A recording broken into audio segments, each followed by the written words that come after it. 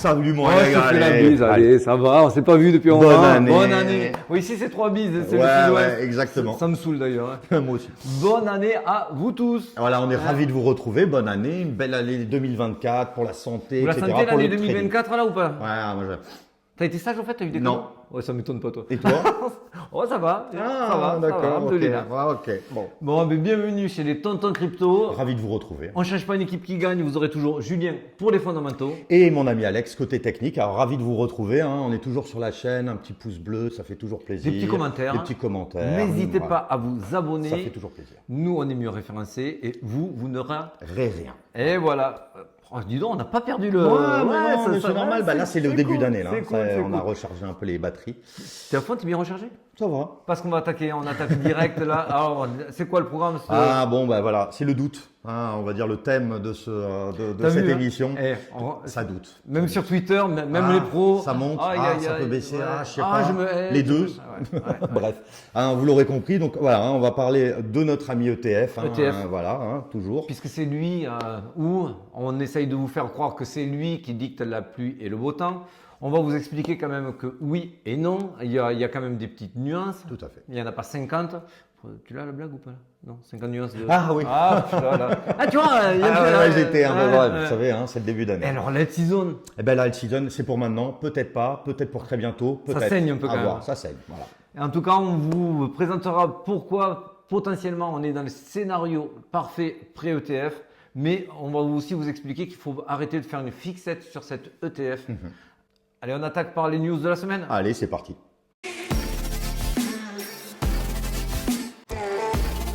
Bon, alors en fait c'est simple, ça va corroborer avec ce qu'on va vous parler juste après. C'était pas Jojo. Non. J'ai un ami à moi qui nous regarde. Aïe, aïe, oui, il comprendra, la blague c'est pour lui. Bon, il y a eu du moins 10 à moins 22, etc. Bref, ça a beaucoup un petit peu souffert de quelques petits mouvements Ouais. rapides du BTC. Tout à puisque fait. la dominance, on va le voir. Alors il faut que je dise tout à fait, il ne faut plus que je dise un mot qui commence par ex et qui finit par eman. C'est un pari que j'ai avec un des Twitter hein, qui est sur Telegram. D'ailleurs, merci aussi sur Telegram. Hein. Ah ouais, c'est clair, il y a du monde. Ah, hein. on se Il y a du régale, lourd. on se régale. Merci. Vous pouvez nous rejoindre, les liens sont en description. Donc oui, effectivement, c'est rouge sur les altes et plus elles sont petites, plus ça fait mal. Moins on est sur de la petite halte, donc des Inge et autres, mieux ça résiste. Vous le savez, c'est toujours le cas quand le BTC dévisse avec un petit peu de dominance, voire beaucoup de dominance. Exactement, ça Ça- fait tout de suite. D'ailleurs, on en parle, ça faisait partie du programme. Eh ben, Est-ce qu'on tout en à fait. parle? Allez. On peut en parler maintenant. Allez, on en parle Allons-y. maintenant. Soyons fous. Alors, on en est où? Ça, c'est un petit peu le plan d'une fractale qui n'est pas de moi, voilà, je tiens à le dire, mais je l'appuie et je la maintiens. Pourquoi? Parce qu'effectivement, elle est totalement marquée. Vous voyez ces trois ascendants qui vont amener deux descendants. Ça, c'est une inside fractale. Alors oui, avec les ETF, on aura encore une spike C'est normal. de la dominance qui ira j'allais dire au sud, au nord. Bien sûr, parce qu'on est focus Sur le Bitcoin. Donc forcément, quand vous avez de l'argent à allouer, vous allez l'allouer sur le Bitcoin et pas sur d'autres, parce que vous savez que l'ETF va être approuvé, donc la dominance monte. Mais ne nous excitons pas, les ETF, ça sera quelque chose, un événement, ça ne sera pas un épiphénomène, mais ça sera un phénomène qui sera daté et très vite on s'en rappellera plus, comme les ETF Gold. Oui, c'est vrai à qu'on n'en parle l'époque. pas tous les jours. Tiens, l'ETF Gold, alors Ouais, voilà. Non, bon, voilà, ça a Donc- fait partie de l'histoire.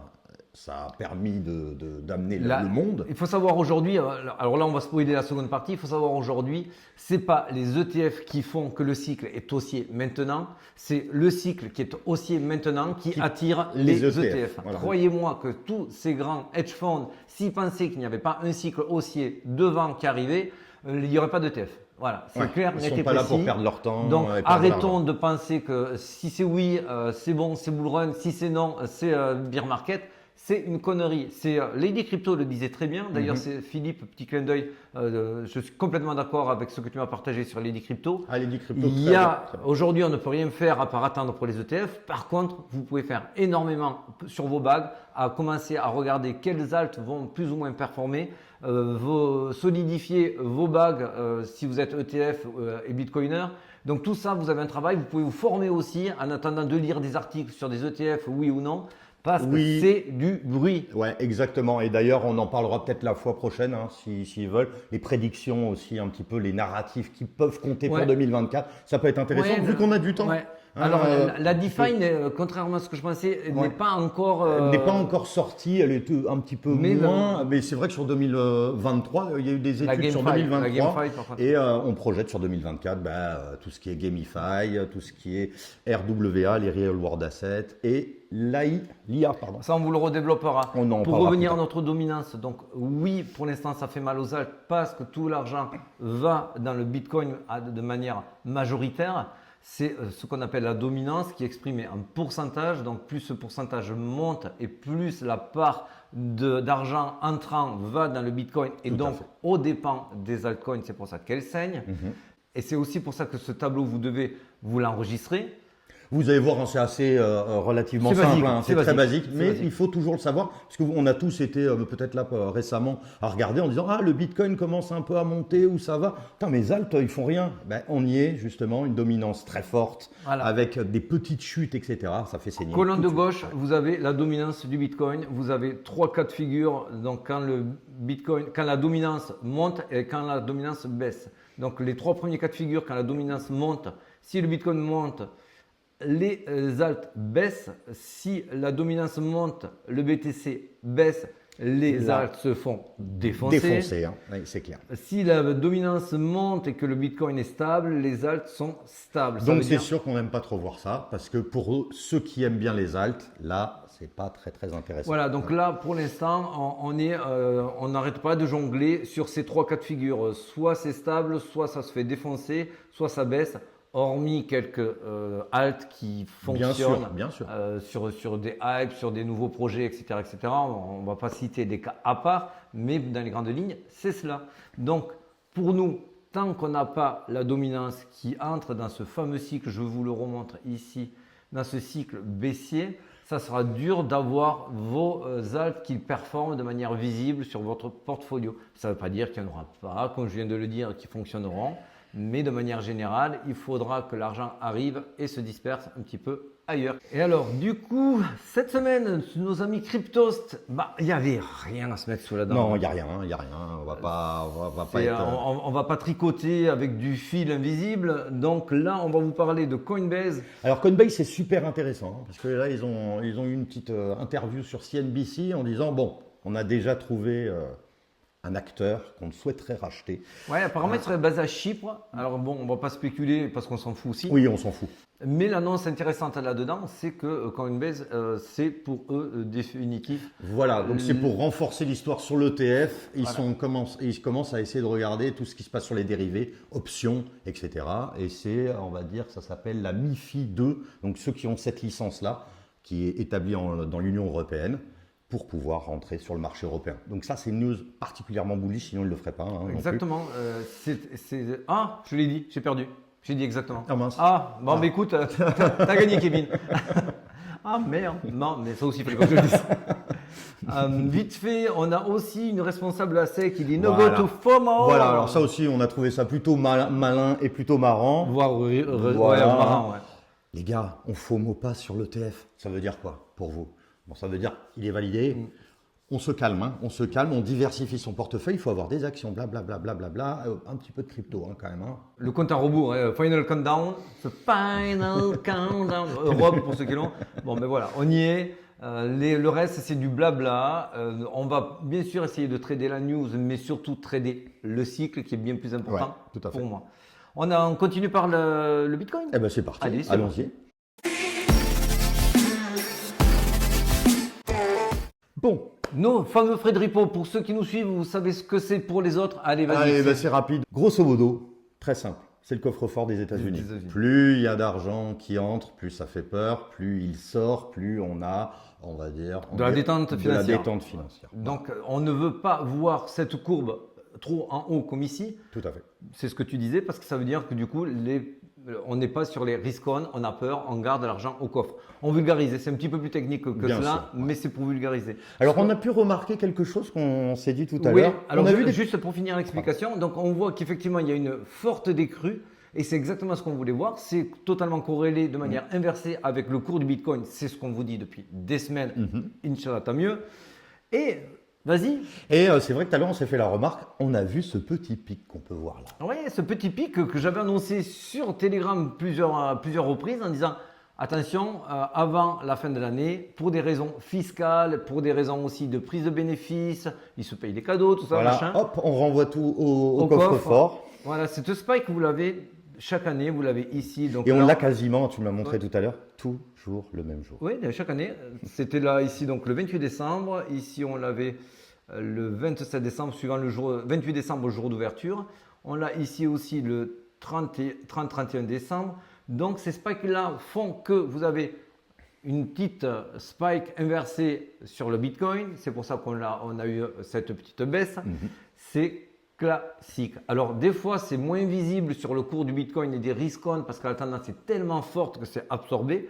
Mais il faut savoir que c'est un phénomène classique. On va passer court là-dessus. C'était juste pour vous dire que la tendance ne s'est pas inversée avec cette spike qu'on a eu ici fin d'année. Parce puisque que là, ça a été tout de suite, racheté ouais. derrière et c'est reparti direct à la décrue. Ce qu'on aimait voir.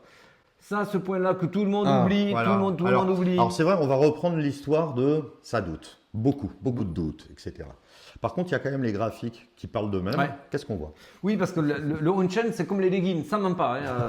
Et les mecs bourrés aussi, ça ne ment pas trop quand même. Allez, plus sérieusement. Effectivement, là, on parle de la supply, à savoir combien de bitcoins sont sur les exchanges. On est toujours très bas. Donc, du coup, stop, arrêtez de dire ça va aller à 30 000, ça va aller à 25 000. Aujourd'hui, pour que ça descende, il faut que des gens qui vendent. Les seuls qui peuvent vendre aujourd'hui, ça sera les gens qui ont des mains fragiles. Les seuls qui ont les mains fragiles, ce sont ceux qui viennent juste de rentrer récemment. Et Donc, qui ont pris trop un petit peu. peu. Ils ont pris un petit peu d'oseille, ils vont se dire allez hop. Et c'est très peu, c'est quelques retail. Donc on ne pourra pas, sauf grosse bad news, un fameux Black Swan. Voilà, les fameux Black Swan, une chose qu'on ne peut pas prédire. Il y a une guerre mondiale, il y a des fusées qui partent de partout. Où là, tout le monde se mettrait à vendre. voilà. Mais aujourd'hui, dans l'état actuel, il n'y a pas de stock aujourd'hui. Les market makers ou les brokers, pour qu'ils puissent travailler, il faut du stock. Donc, même s'ils ont envie de manipuler le cours et de le faire baisser, ils seront limités parce qu'ils n'ont pas assez de stock pour tirer le prix vers le bas. Voilà. Tu peux me faire le petit parallèle avec les voitures? Oh non, c'est trop long. D'accord. Je vous le ferai une prochaine fois. Allez, on continue parce qu'il y a beaucoup de choses à dire. Alors, là, il vous a décoté quelque chose qui est... Ça peut vous plaire. Hein. Et j'ai bien aimé comment tu as fait. Ouais, c'est cousu main. Alors, en haut, le Bitcoin. Ça, vous suivez, ok, pas de problème. En bas, vous avez le PMO qui est le Price Momentum Oscillator. Donc, ça ressemble un petit peu au RSI, mais c'est bien plus puissant et précis que le RSI parce qu'il vous donne des croisements, que le RSI vous donne plutôt des zones. Alors, le PMO, ici, vous avez la ligne rouge qui est la ligne du PMO et la ligne verte qui est la ligne tendance. Cette ligne, quand elle croise, alors attention, on est en weekly, hein, chaque barre est une semaine. Merci mon ami.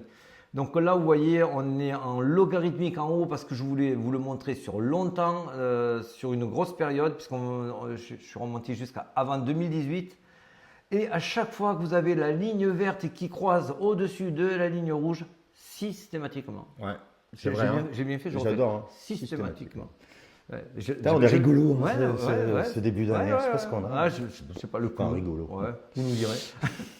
Donc systématiquement, vous avez une zone de pump, un rallye, voire un bull run.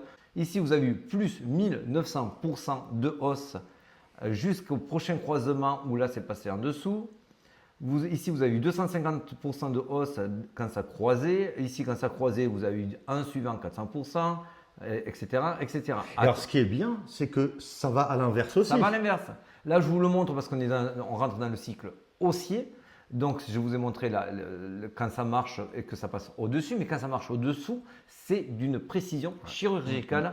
Là, ça nous a donné le top ici du premier ATH. Ça nous a donné le top du second ATH. Donc, c'est un très bon indicateur pour vendre.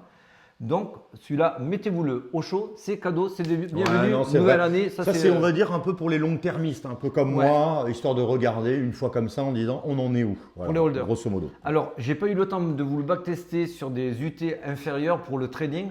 J'essayerai de regarder, mais en tout cas, là, en weekly, c'est de la balle. Et même moi, je vais m'en servir pour savoir si, vous voyez, par exemple, là, quand on verra la ligne verte qui se rapproche dangereusement de la ligne rouge et qui la touche, ça sera pour moi un signal vendeur. Aujourd'hui, on en est loin. Elles sont, je peux vous la zoomer. Vous voyez, elles sont absolument pas sur le point de se crosser, de se croiser, pardon, on va parler. Tout à fait.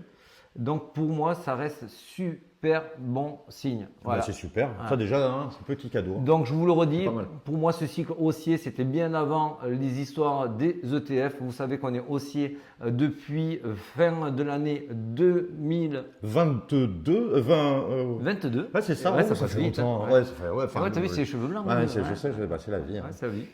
Donc ça, on se le met au chaud. Je vous ferai des alertes si on voit que ça crosse. Et que ça devienne le moment de vendre, mais pour l'instant, ce n'est pas le cas. ETF ou pas, je le redis. Je suis lourd, hein. Je suis lourd. Ouais. Non, mais t'as raison. Non, t'as raison. C'est très clair. Pédagogue. Ouais, exactement. Alors voilà, on va revenir aussi sur cette histoire d'or. Oui, parce que Il y a beaucoup de choses qui se voilà, disent. parce que même si les ETF, il ne faut pas faire toute notre vie dessus. Oui, là aujourd'hui pour le trading, il faut en tenir compte parce que c'est aujourd'hui ce ventre mou, cette dump zone dans laquelle on évolue et qui est racheté systématiquement sans aller toucher les imbalances au sud. C'est parce qu'on a encore cette pression acheteuse qui a encore ce syndrome du « Ah, les ETF arrivent, je ne veux pas perdre, tout à fait. je ne veux pas sortir du train ». Donc moi je le compare au gold. Certains disent que ce n'est pas comparable. J'aimerais qu'ils me MP parce que c'est une grosse connerie. Bien sûr que c'est comparable. Alors bien évidemment, il y a des différences et elles sont notables. Mais forcément, quand vous aurez l'adoption, il y aura un pump.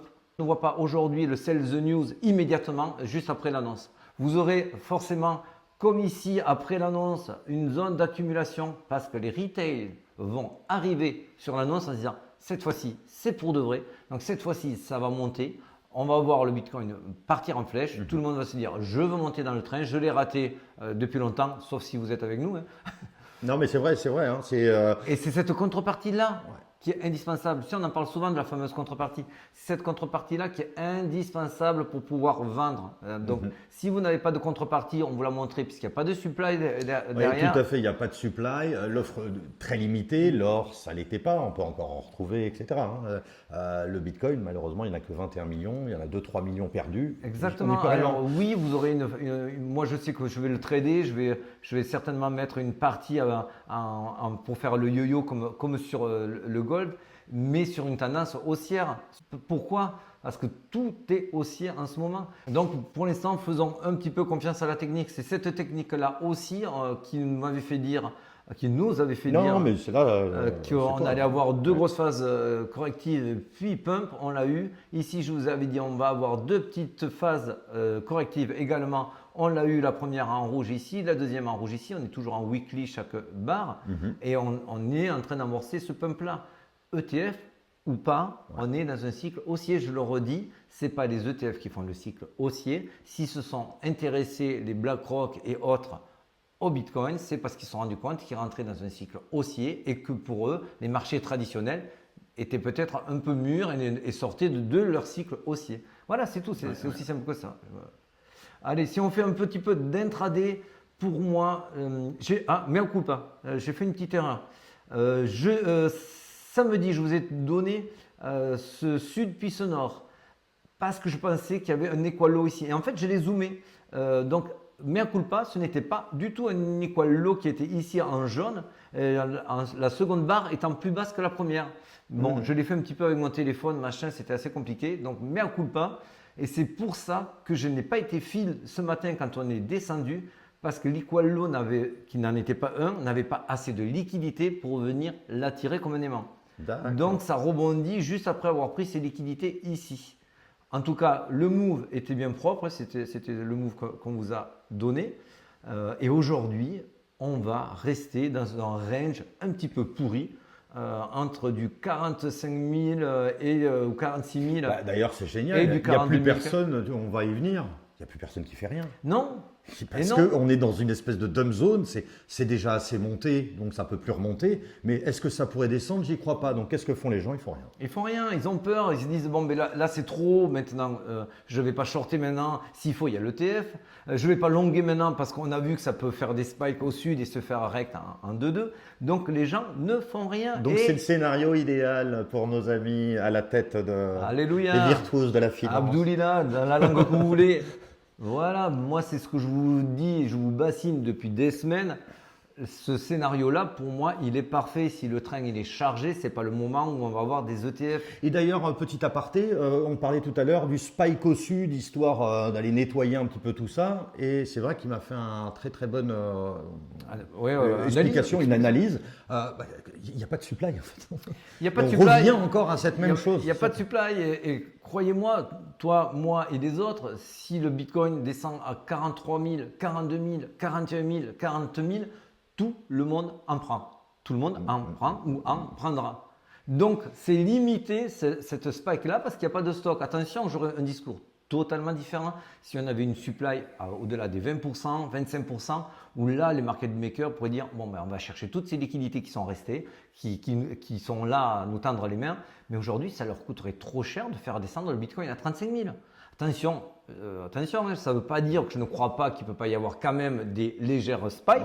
Ouais. Je pense réellement qu'on peut faire du 42, 41, voire du 40, mais je ne vois pas du tout du 30K pré-ETF. C'est tout, parce qu'il n'y a pas la supply. Là, ce qu'on voit, c'est très sympa, c'est qu'on voit maintenant que les retails n'y touchent plus, n'achètent plus vraiment et que c'est les weights qui repartent à l'achat puisqu'effectivement avec leur fameux yo-yo et leur peur et leurs fausses annonces, les ETF sont rejetés, on a insufflé un doute. Moi je vois chez nos collègues professionnels qui doutent. Qui se disent là je sais plus vraiment, ça peut monter mais ça va descendre. Non mais ça c'est pas. Du coup ils peuvent acheter tranquillement les weights sans trop mettre à la panique. On va voir aussi que les fundings sont très bas, donc il y a très peu de personnes qui se positionnent. L'open interest est quand même assez élevé, mais plutôt neutre par rapport au niveau de prix. On est à 45 000. À 45 000, ici, vous aviez un open interest qui était bien plus élevé, avec des fundings complètement explosés. Donc là, on voit que les gens n'y touchent plus trop. Voilà, ils n'y touchent plus trop. C'est pas voilà, ils attendent de voir. C'est un petit peu, on attend de voir la fin quoi. Et ce qui est sympa, c'est qu'on voit quand même que sur le spot, alors c'est un peu écrasé, on le voit pas trop, mais nous on le voit bien qu'il y a quand même une hausse qui est amorcée sur le CBD spot. Ça veut dire quand même qu'il y a de plus en plus d'achats qui sont faits sur le spot. Ça c'est bien. Et comme je vous l'ai montré auparavant, ce n'était pas sur les retails que ça a été fait, mais les whales maintenant qui se mettent à acheter. Donc tout ça, c'est quand même bon signe. C'est vrai. Et en plus, alors après pour les événements économiques, on sait qu'il y a nos amis le 11 janvier. Oui. Voilà, donc un peu de volat. Voilà, core, CPI, etc. Bon, après, relativement, on va dire stable. Voilà, 0,1% près. Bon, on s'en tape. Ouais, c'est pas grave. On est sur un plateau. Mais la news qui est importante. Ça, c'est plutôt ici, gardez bien à l'esprit vers fin février, etc. de regarder le CME Group, parce qu'on voit que là, on n'est plus du tout d'accord. Les gens sont là, ils commencent à se dire ouh, ça va baisser. Alors, on va vous expliquer un petit peu ce graphique-là. En fait, donc chaque ligne horizontale est la date de la réunion de la Fed. De la réunion de la Fed qui dit qu'est-ce qu'on fait avec les taux. Ouais. Et suivant ce qu'ils disent avec les taux, ça impacte peu ou pas les risques. Donc là, pour le 31 janvier, on voit qu'on est à 95%. Donc flat, on ne bouge pas. On touche pas le prix. Et par contre, les annonces suivantes qui vont arriver, les investisseurs, les gros investisseurs sont hyper partagés. 60% pensent que déjà ça baisse. Ça baisse le 20 mars, que le début mai, 50% pensent que ça baisse encore. Et tout cela encore. Donc ça, c'est quelque chose, comme tu disais tout à l'heure, ça se trade. On n'y est pas encore, donc voilà, on va mettre ça de côté. Mais on suit bien les chiffres, de voir le comportement aussi, de savoir un peu le sentiment qui découle de ça. Ça va nous donner beaucoup de bonnes idées de trade. Allez, moi sur ce, j'ai tout dit. Et tu vas aller me raconter tes résolutions pour 2024 j'en ai pas. T'en as pas? Non. T'en as toi? Ah ouais, moi j'ai des trucs à changer. Mais non, moi je suis parfait. Allez les amis, ciao. Bye bye.